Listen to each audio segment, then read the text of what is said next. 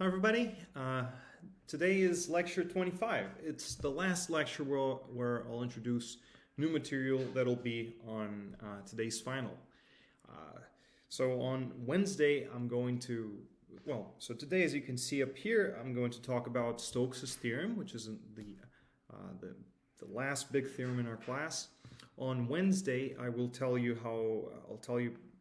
we'll have a brief lecture. I'll tell you about the applications of Stokes' theorem and the divergence theorem in electromagnetism. So that's optional, but I think it's an important part of the story of these theorems, and I'd like to share that with you. And then on Friday, I will do a big review for the exam we'll have next week. So, but let's get to it. Let's do what we have for today. So here I wrote down Stokes' theorem for you. It's this equality. We have a line integral on the left, a double integral, a surface integral on the right. So the players here are a vector field F. So here's our vector field. The thing we're integrating on over the surface on the right is the curl of this vector field. So the curl, remember, it's sometimes denoted in vector notation like this. And this vector notation for the curl really helps us to remember the formula, right? Because we can just do this cross product and get the formula. So for example, here we have the y partial of r minus the z partial of q. Subscripts, as usual, denote partials. Right, so on the left we're integrating this vector field f, on the right we're integrating this other vector field, the curl of the original one. It's a kind of derivative. Here we're integrating a derivative over a surface, and the result is that on the left the derivative is gone, and the surface is replaced by something simpler. It's replaced by just its boundary curve. Right, so C here is the boundary curve of this surface. For example, if the surface S was the upper hemisphere, then the surface would be the equator. Sorry, then the curve would be the equator. But there is a catch. So both sides of this equation, both sides of Stokes' theorem, each side of Stokes' theorem depends on an orientation. So for the line integral, integrals with respect to the dr, they change sign if you change the orientation of the curve. So here, one orientation for this curve is this one, which is the one I originally drew. But another orientation for the same curve, here's the same curve. Another orientation would be going the other way around. So this versus this, right? So this is what orientations are about. So if I change the orientation of the curve, the left-hand side changes sign. If left-hand side changes sign, and if I change the orientation of the surface, so for the surface the orientation is I have to choose the unit normals on the surface. I can either choose, so in this example, either the ones that point up or the other ones that point down, right? So if I replace n by minus n, if I use the other orientation, then the surface integral changes sign. This is a good segue to remind you that so this formula can appear in can appear in slightly different ways. So for example, I can always replace ds with n times ds without the arrow. So the surface element, surface area, the area of an infinitesimal piece of the surface multiplied by the unit normal. So when I write things like this, you can see that if I change n by minus n, if I change the normal I'm using, if I change the orientation of the surface, then the sign of n here will change, and then the whole integral will change its sign. Since we're talking about different ways of writing the same thing, let me remind you that dr is the same as the unit tangent times the not the area element on the surface, but the length element on the curve, on this boundary curve. So ds is just like this little piece here, where ds is the area of a little piece on the surface. Okay, so again, if I replace, with the orientation I drew, the unit tangent is going like this, but if I replace the orientation of the curve, instead of going this way, if instead I'm going that way, then I'll be using a different tangent as opposed to this one. Right, so t, if I change the orientation, t changes sign, but the length on the curve does not change. Length does not change, depend on orientation, but the direction of the velocity does. Okay, so you can see both, so the left-hand side of the line integral depends on the orientation of the curve up to a sign. The right, the surface integral also depends on an orientation, that of the surface.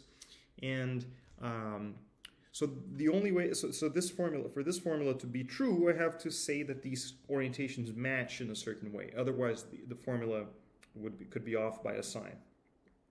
Right, and the way that the way for the formula to hold without putting a minus sign in here is, so the situation where this formula that I wrote down, that Stokes' theorem holds as stated, the situation where that happens is when the surface and the boundary curve has compatible orientations. Let me explain to you the arcane rule that defines compatible orientations. Actually, before I tell you the real rule, let me just give you the shortcut. So the shortcut is you take your surface and you look at it from above. So here is here's your eye looking at it from above, and then if you look at it from above, then the curve will be going the counterclockwise sense. You'll see the orientation of the curve will look like it's in the counterclockwise sense. Right, so, I mean, but the surface doesn't have to be in this or this, like, it could be in a different position, right? And then your job is to, you know, put yourself up there and look at the surface, which just disappeared, and then from that point of view, you should see the curve having the counterclockwise orientation. Right, so for example, if we changed this normal to this one, if we started using the downward normals here on the surface S, then I would be looking at it from below, right? You have to look directly towards the normals, and then if you look from below and you want the counterclockwise orientation, you would have to change the orientation of the curve to go in the other way. So for it to be counterclockwise from your point of view, the orientation of the curve would be the thing I'm drawing now, as opposed to the thing that we had before. All right, let me now tell you the rule for the orientations. So it's written over here. Compatible orientations means you walk around along. See, let me just take this picture so we can refer to it. Read the rule and see that the rule is satisfied in this example I drew. So the rule is we walk around C, we walk along the curve. So here's a person walking along the curve with your head in, okay, so I actually drew it wrong. So with the head in the direction of N, right? So the normal, so here, let's look at the normal along the curve, right? The normal here is pointing up, but here it's pointing sideways, right? On the boundary curve, the normal just keeps coming like this until you're sideways. So let me just draw a few normals here along the curve. Okay, so the rule says you walk along the curve with your head towards the normal. So here is a person, just walking with their hands forward, and they're walking along the curve, and their head is toward the normal. Okay, the rule says if you do that, then the surface should be to the person's left. And here you can see the person's left arm, this guy, is really pointing towards the surface. The right arm is pointing out at the surface. So there you go. We want that if you walk around the curve, with your head towards the normal, then the surface should be to your left. So and the left arm should point toward the surface. That works better if the person is really small and the surface is really big. Here's an interesting, so let me give you an interesting situation. Actually, let me even make a correction. So when I gave you the theorem, I said that C was the boundary curve of the surface, but actually the surface could have multiple boundary curves, right? This easily can happen, and the theorem works in this situation too.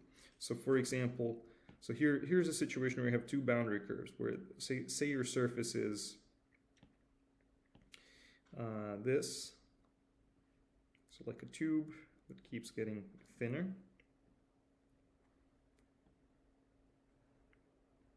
So this is our surface, and in this case, the boundary curve consists of two pieces. Right? There's this part, and there's this part. Okay, and let's say that we're giving this curve, this tube, the orientation that points, to the center, to the symmetry axis of this thing, for example.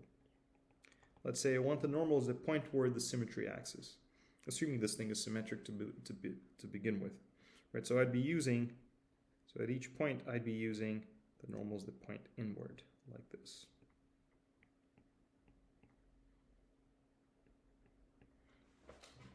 Okay, so in blue we see the normals. And then my question is, what orientation so what's the compatible orientation for the red curves, for the boundary curves? C. So C has two parts, right? So the boundary curve C is just the union of C1 and C2 in this example. It's two parts. So what are the orientations of C1 and C2 that are compatible with this orientation of S? So here's what I'll do. I'll imagine myself walking around this curve with my head toward the normal. So here's the orientation of my head, and I want to walk around the curve. I'm gonna guess and check.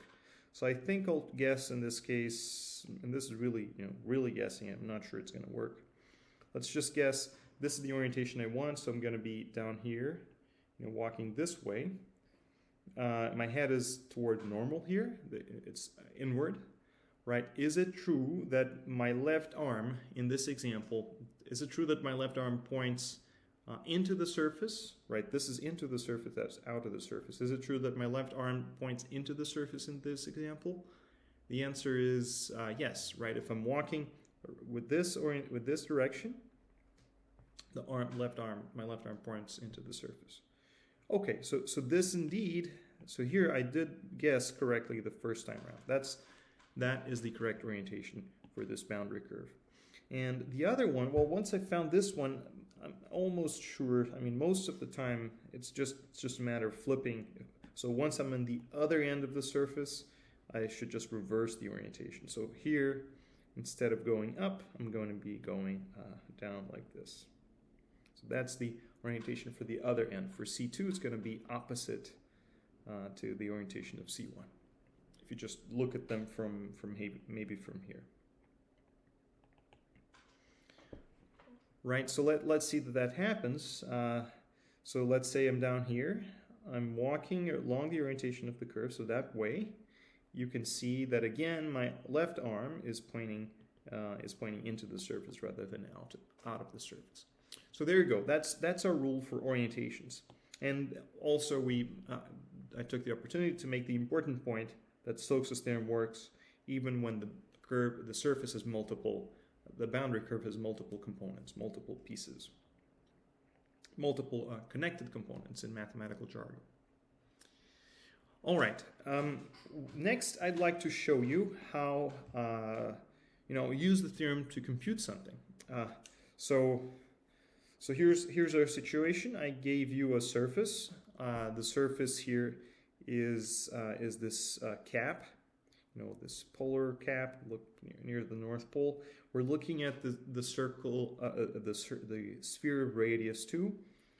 The intersection of this, the part of the sphere of radius 2 that's above the xy plane, and that's inside the sphere, the cylinder of radius 1.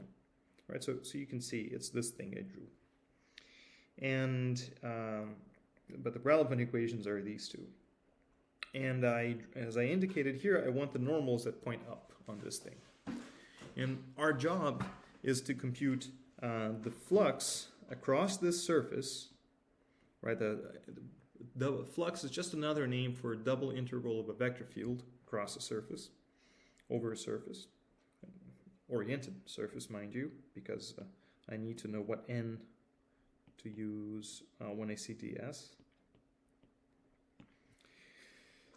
Anyway, I want to compute the flux of the curl of f and across the surface. And in here, if you see that you're integrating a derivative, it's probably a wasteful. You're wasting energy. You can simplify this, right? So here, the way we're going to simplify this is I don't want to integrate a derivative, right? Here, there's an extra integral and an extra derivative. I don't want to do that. Let me just simplify this using Stokes' theorem. So according to Stokes, and I won't prove Stokes' theorem to you, but I will try to at least convince you, show you an example that should be fairly convincing. But for the time, should help to convince you that the theorem is true. But for the time being, let's just believe it is, and let's just use it to simplify the surface integral, right? By Stokes' theorem, we don't want to be integrating a derivative. We can just get rid of one of the integrals and one of the derivatives by replacing the surface with its boundary curve and by replacing the curl of the vector field with the vector field itself, and then integrate it with respect to dr. Okay. Actually, let me bring this up because I don't have that much space here. Okay, well, before we proceed with this calculation, let's note that on the left, this is a work line integral, and work depends on the orientation of the curve. Here we have to give C the compatible orientation. As I mentioned before, if we look at it from above like this, then you're looking directly toward the normal is pointing toward you. And in this case, you can see that the curve is rotating in the counterclockwise sense viewed from above. So this is the compatible orientation of the curve. Good. So this is so to use Stokes' theorem, I have to give C this orientation, and I just did that. Equip C with that orientation.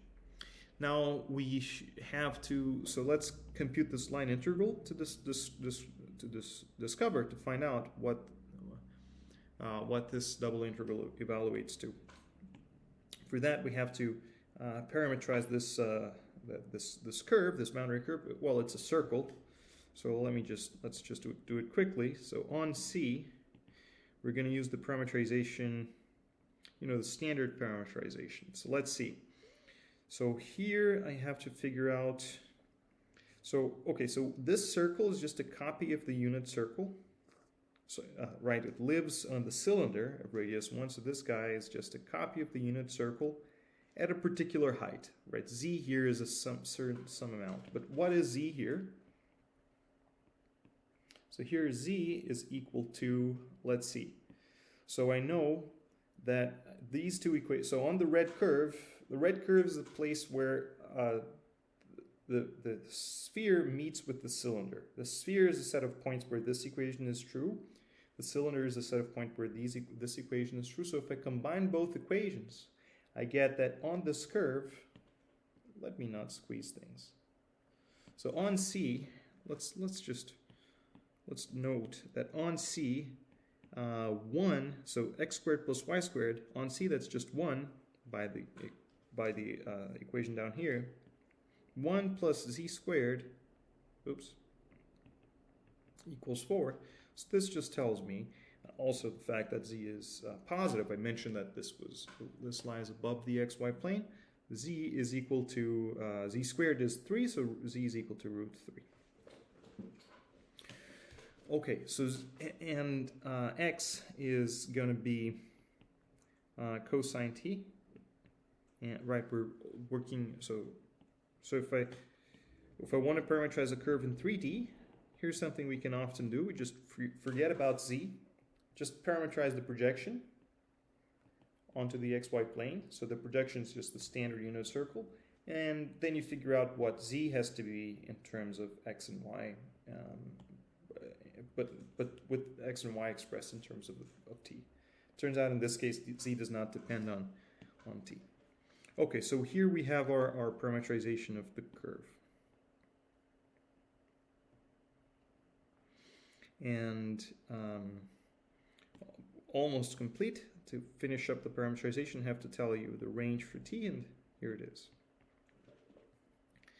Okay, so we're doing this line integral over here. Let me continue the line integral down here. There are a few things. Let me do a simple. Oh, okay. So let's just work it out. So we're doing the integral over c of f. F in this case is 0 xz xy multiplied by dr. Dr is just dx comma dy comma dz. Now let's now express everything in terms of t, x, y, and replace x, y, and z by these formulas in terms of t and the parameterization that are underlined in red. So the curve is replaced by the integral over. So now we're going to have an ordinary 1D integral. T goes from 0 to 2 pi, and then x is just, well, the first thing is 0. I'm sorry. P is 0 for this vector field. X times z is 0.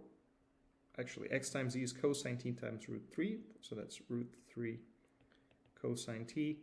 X times y is cosine sine.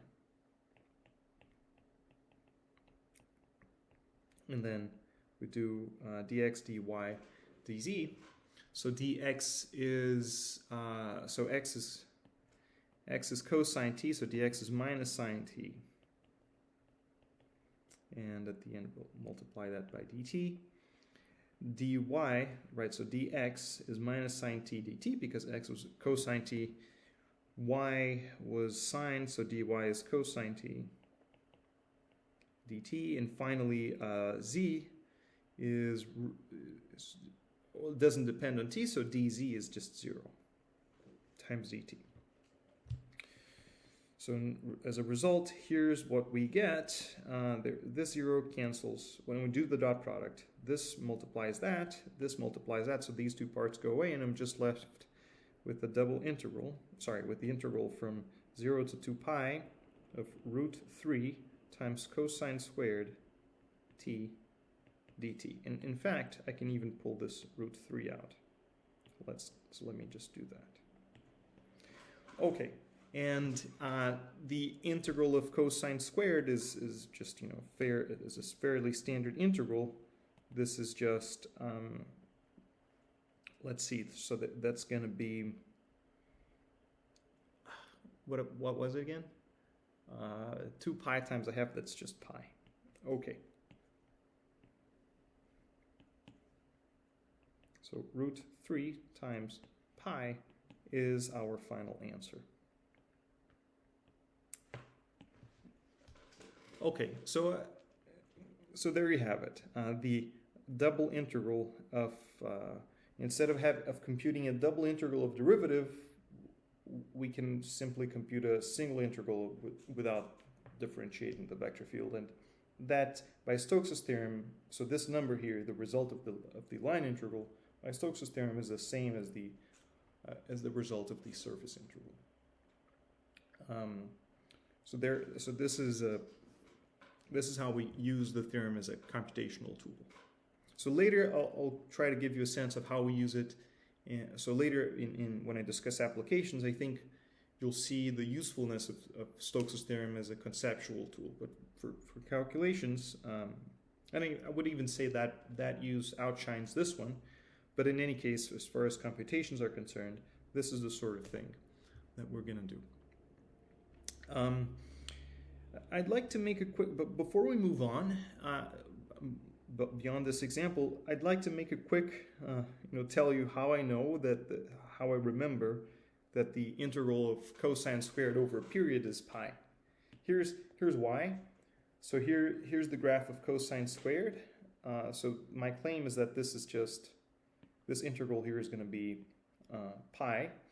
And the reason is because the integral is, so first let's just look at the graph of cosine squared, right? Cosine normally would start, so cosine of 0 is 0, cosine of pi is -1, and then cosine of 2 pi is 1 again, right? So cosine looks like this, but cosine squared these negatives, so when you multiply minus with minus, you get a plus, so this, you get another crest like this. So it oscillates twice as fast as cosine, and in fact we know that not only it's reasonable from the picture, but it's true. We know from this formula over here that cosine squared is 1 plus cosine 2t. Okay, and now the average, so from this picture I think it's clear that the average value of cosine on over a period is a half. Sorry, the average value of cosine squared over a period is a half. And we also know that in general, for any function, even double integrals, surface integrals are always have this interpretation. Integrals of functions always have this interpretation. The integral of something is always the length, or the volume, or the area in 1, 3D, and 2D respectively of the region of integration. In this case, it's 2 pi times the average value of the function you're integrating. In this case here, it's a half. So the result is just pi. So here, it's the length of the interval times the average of cosine squared over the interval 0 to pi. And on the left here, the thing is just the length of the interval 0 to pi over which I'm integrating. So this, I mentioned, I care to mention this to you because because when we integrate, for example, when we do a double integral over a surface of a function, we have the same interpretation. It's going to be, the area of the surface multiplied by the average of the function over the surface over S. Right, so this is a pretty cool, this principle is sometimes even useful in computations, and especially useful to understand what the number you get out of an integral. Okay, now I'd like to conclude today's lecture. I'd like to make 2 remarks. So one of them is about the relationship between Stokes' theorem and Green's theorem. So let's work it out. So here, in Green's theorem, we had a region of the xy plane, whereas in Stokes' theorem we had, maybe a surface in 3D space. But nothing precludes the surface from being flat and living in the xy plane. So let's look at that situation. So here S is a surface, a flat surface in the xy plane, and so like in Green's theorem, and n is the upward normal. So we're giving n the upward normal. So in this case, the counterclockwise orientation, so the positive orientation for the curve, the one that makes the orientation that makes Stokes' theorem work is the one where, if you look at it from above, if you look at it directly toward the normal, you see the curve with the counterclockwise orientation, right? This is the same orientation that made Green's theorem work. And let's see what Stokes' theorem tells us in this case, right? So Stokes' theorem tells us that if we integrate f with respect to dr, this is just the double integral, and the double integral over this surface S, this region of the xy plane, of the curl of f multiplied by ds. But ds, mind you, is n times area on this surface. This S is just a piece of the xy plane, that's dA. So this part over here is, and let me just, okay, maybe I'm doing too many things at once. So ds is this. So what I was trying to say before is that ds is the unit normal, that's k in this example, times dA. And the other thing is that, so let's say our vector field has components p, q, and r.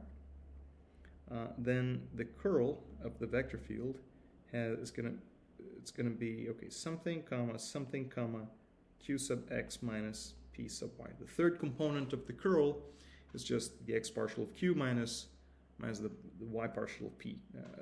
P and q are the first and second components of the vector field. Right, and remind you that we're doing the dot product of this with k. So on the left, we get the double integral over this surface, which is just a region of the plane, of q sub x minus p sub y dA. All right, now let's look at dr. So dr has components dx, dy, and dz.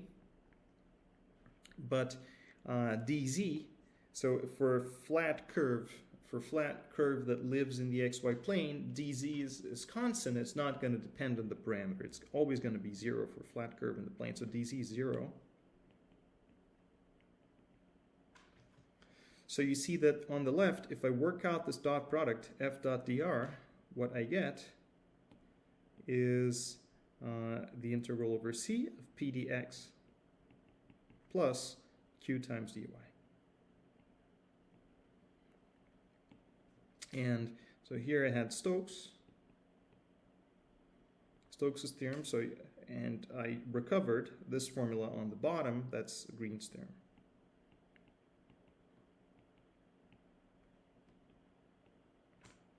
So you see, Green's theorem is a very special case of Stokes' theorem. So that's the relationship between the two results. The next final remark I'd like to make in today's lecture is, well, it's going to exemplify, well, it's about surface independence in Stokes' theorem. It's going to tell us, well, two things, that if we're, let me just tell you the story as it happens. So a little bit of mystery. I don't have to announce absolutely everything I do ahead of time. Oh, I mean, it's maybe better for the narrative. So here's a curve, C, and here are two surfaces with the same boundary curve. Okay, so here is surface number 1, S1, and here's surface number 2. And let me just say that C has, let me just pick an orientation on C and choose on these two surfaces the compatible orientations from the point of view of Stokes' theorem. So here for S1, I'm going to look, it's going to be this orientation over here. So the upward orientation on S1 is the one that is compatible with the orientation I drew for the curve C. You can see if I look at it from above, then C has the counterclockwise orientation, and the normals are pointing directly toward the eye, toward my eye. And similarly, for the bottom part, I'm actually going to have to use this orientation over here, right? So instead of choosing the outward normal, I choose the inward normal, because this way, because this is the orientation that's compatible with my curve. Again, if I look at it from above, then the curve has a counterclockwise orientation and the normal is pointing toward the eye. And so these two, I just drew here the orientation of S2 that's compatible with the given orientation of the curve. Okay, so what I'd like to tell you, observe, is something that Stokes' theorem is telling us. Stokes' theorem is telling us that if we do the double integral over the first surface of a curl of a vector field with respect to ds, that is the same, by Stokes' theorem, this is just equal to the integral over the boundary curve C of the vector field without the derivative, without the curl, times dr. But the same thing is true for the surface S2, right? I can apply the theorem to S2, and I get that the integral over C is equal to the integral over S2 of the curl of f times ds. So this is what Stokes' theorem is telling me. It's telling me that the integral over, if I'm integrating the curl of a vector field, I can replace the boundaries. I can replace the surface so long as the boundary curve stays the same, right? If I have two surfaces, S1 and S2, and I integrate the curl over both of them, the results are going to be the same, provided that the two surfaces have the same boundary curve. So that's something cool. It tells us that if I ask you, maybe in an exam or something, or maybe conceptually you're arguing about this and you're talking about the curl of the flux of the curl of a vector field across a crazy complicated surface, that's always going to be the same as well, if you have a simpler surface with the same boundary curve, you can replace the crazy complicated surface by this easier surface. Maybe S1 is crazy and complicated, very bumpy, but S2 is smooth and nice. And it's useful to know that for any vector field, if you integrate the curl of that vector field around S1, then you're going to get the same thing as over the bumpy and ugly S1, you're going to get the same thing as integrating over S2. So this is like what we had before when we integrated over a curve the gradient of a function. Then if I had two different curves, C1 and C2, then the integral would be the same. If we're integrating the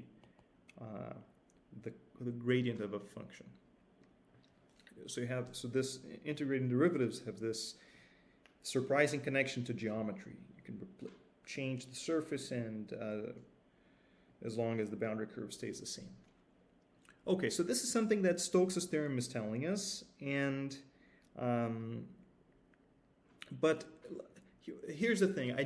You guys just met Stokes, right? I'm giving you this lecture, and we just met Stokes right now, like 30 minutes ago. We don't really.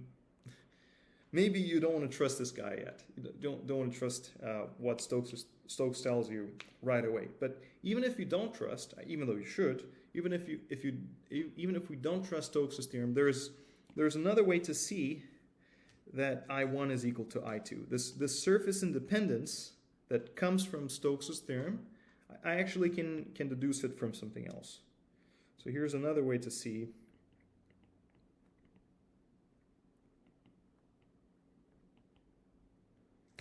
Let's say to see that I1 is equal to I2. So here's that other way. So I'm not going to use Stokes' theorem. I'm going to use the divergence theorem instead, which is easier to picture.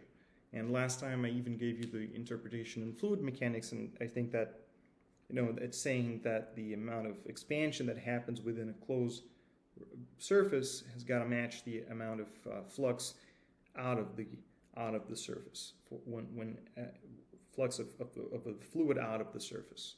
Expansion inside must be matched by flux across the boundary. That's something we can all get behind, I believe.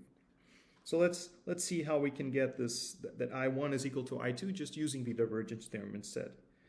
Here's the trick. We look at the difference I1 minus I2. So I1 minus I2 is this surface integral minus that surface integral. I'm going to write it as a single surface integral. That's the surface integral over S1 minus S2 of the curl of F times ds. Okay, so here I did something. The notation is kind of helping us. So when we subtract two integrals, here I'm doing the integral over the union of the two surfaces, except that I'm flipping the orientation, changing the orientation of S2. So here on S2, I'm using the other orientation on this double integral over here. So now you see what we got here. So this S1 minus S2 is if I flip the orientation in S2, I get the a closed surface. So S1 minus S2 is closed surface with the outward orientation. All right, so we have a closed surface with the outward orientation, so we can compute the integral of any vector field, the flux of any vector field across that surface by doing a triple integral, right? This is the same as the triple integral over the region E enclosed by this surface. So this. We're doing the triple integral of the function div of the vector field. Right, so the vector field I was integrating was the curl of that other one. And then integrate that with respect to dv. And here, okay, so this is the divergence theorem.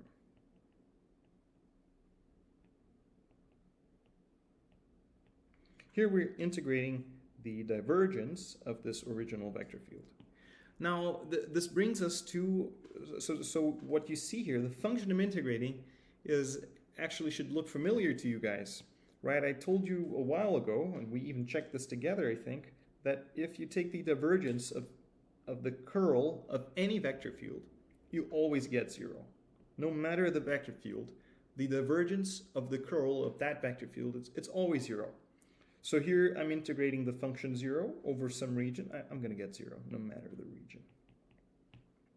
So there you have it. Using the divergence theorem, I was able to figure out that I1 had to be equal to I2. That if S1 and S2 are two regions, two surfaces with the same boundary curve, then the integral of the curl of any vector field over S1 is got to be the same as over S2. Somehow integrating a derivative, this particular derivative over a surface does not depend on this particular surface. It only depends on the boundary curve. So actually, I think this observation makes Stokes' theorem very believable. The fact that we can understand. So if we already believe the divergence theorem, which I think we should, which we absolutely should, we then get very good reason to believe Stokes' theorem. Not a proof, but evidence for Stokes' theorem, right? So this observation that I1 is equal to I2 is telling me that if I'm integrating the curl of a vector field over a surface, the result is a number.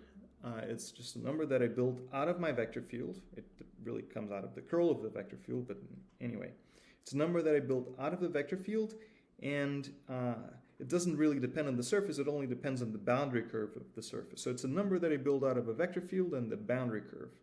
And how many numbers do you guys know how to build out of a vector field and a curve? I only know how to build one, and that's the that's the integral of the vector field along the curve. Of course, this is not a proof. I could say that 2 times this integral is also a number I can build out of a vector field and a curve, but there is no factors of 2. The integral, the formula holds. So Stokes' theorem holds without any pesky factors. That the formula is pretty clean. There is no factors of 2 or anything. Okay, so this is what I had to say. So we can, even if you were suspicious of Stokes' theorem at the beginning of the lecture, the connection to Green's theorem and the connection with the divergence theorem, this surface independence phenomenon, I think they should serve as good indicators that this theorem is believable. I mean, that this theorem is true. If you want more evidence, we can discuss it during office hours. These come from applications and, of course, a proof of the theorem.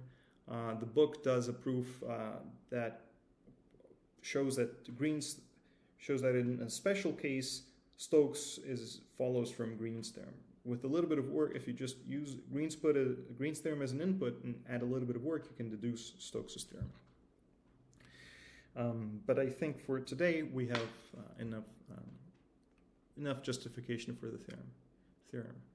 All right, so that's what I had to say. Thank you so much for listening, and I'll see you guys next time.